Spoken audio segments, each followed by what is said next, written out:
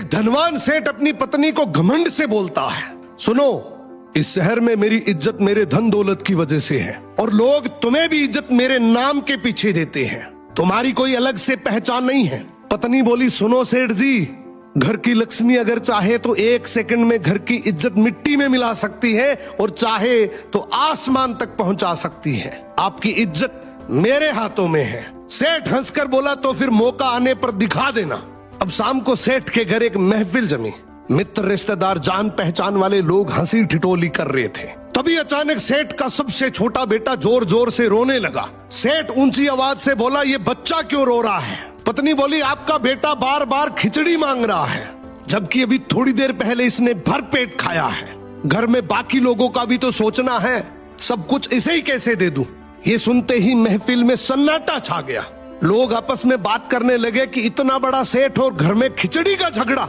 सेठ का चेहरा लाल पड़ गया, उसकी इज्जत वहीं धूल में मिल गई। रात को सेठ अपनी पत्नी के पास गया और बोला, ठीक है, मान गया, आज तुमने मेरी इज्जत सबके सामने गिरा दी, अब इसे वापस लाकर दिखाओ। पत्नी बोली, मेरे लिए तो ये चुटकियों का खेल है, बस एक काम करना, उन सबको कल फिर से बुलाओ। अगले दिन फिर से महफिल जमी। हंसी मजाक चल ही रही थी कि बच्चा फिर से रो पड़ा। सेठ बोला, अब क्या हुआ? पत्नी बोली, फिर वही खिचड़ी की जिद। इस बार सेठ मुस्कुराकर बोला, तो फिर खिचड़ी लाकर दो, मैं अपने बेटे को हाथ से खिलाऊंगा और साथ में सभी मेहमानों को भी खिचड़ी परोस दो।